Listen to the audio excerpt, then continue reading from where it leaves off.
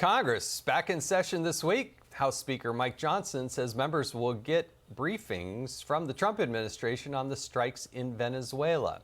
So let's bring in House Majority Whip Tom Emmer from Minnesota. We were just talking about this on air with Senator Britt. I think the precision of the execution of this operation was just second to none. And a lot of people in Minnesota and states all across this country, we'll never know the names of the people who did the executed this, but they did so and they made America proud.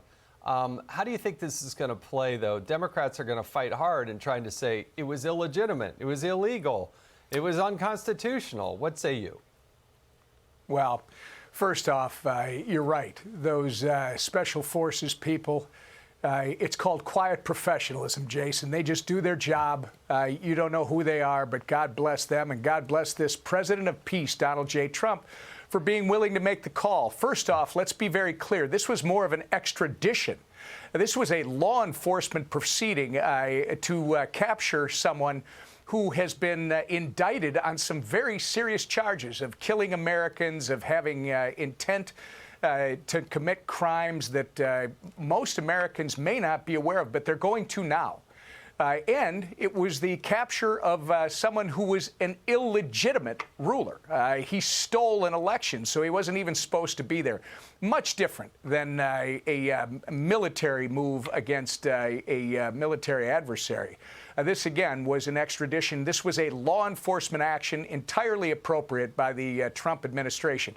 And you asked me about our colleagues on the other side of the aisle. You know, I understand they do not like our president. I understand that many of them have this thing called Trump derangement syndrome, that, you know, they're going to hate everything that Donald Trump does. But they've got to figure out, are they on the side of the American people? Do they care about the victims of the crimes that Maduro and his thugs have committed in this country? Or are they interested in safety and security and peace, not only in this country for the people that elected them to represent them, but in our Western Hemisphere, Jason, and obviously all around the globe, because we know that this thug, Maduro, this criminal, was literally working directly with our adversaries in China, in Iran, in Russia. This is a really important move by the Trump administration, and our colleagues on the other side of the aisle, for once, they should stand with the American people instead of just spewing their hatred for our president. The number of people living in fear of Tren de Aragua, the Sinaloa cartel, the FARC, there's so many of them. And now they can rest a little bit easier. This is still an ongoing battle, but the contrast with Joe Biden, President Biden, Kamala Harris importing these people, as opposed to Donald Trump's action, it could not be more stark. Look, Congressman, I would be remiss if we didn't talk about what's going to happen on Wednesday of this week, when the first hearing is going to happen regarding Minnesota, your home state.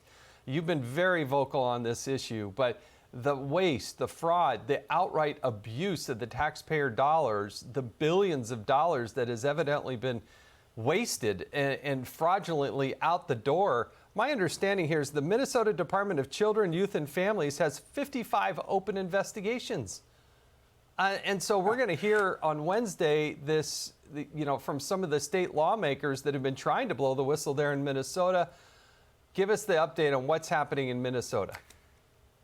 Look, you're a little low on the 55, Jason. My understanding is there are 80 Somali daycares that have been under investigation for a while. And by the way, those daycares, and it's not that all Somalis are criminal. It just so happens to be that, for instance, the $250 million Feeding Our Future pandemic scandal, the largest in the country, what, 90% of the people indicted, and now I think 60 of them have been convicted, were from the Somali community. So when I say the Somali daycares, these were being investigated back in 2017 and 18. And it's not just child care services. As you know, Kelly Loeffler just identified almost 8,000 loans and $400 million in value related to the fraudsters. You've got housing fraud. It's amazing. So you're right. Our friend Jamie Comer, who actually replaced a former chair, ranking member named Jason Chaffetz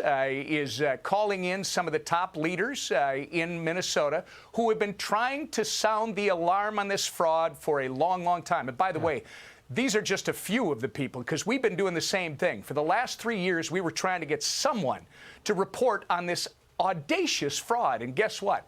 It took a president by the name of Donald J. Trump, who your previous guests have already indicated not only says what he's going to do, but then he does what he says. And he put out there that you've got this fraud that's running rampant. It is pretty much driven by people in the Somali community. And guess what? He's got 9 of his all-star cabinet members. I've just named a couple of them that are heavy into this. They're going to get to the bottom of it, and it starts on Wednesday.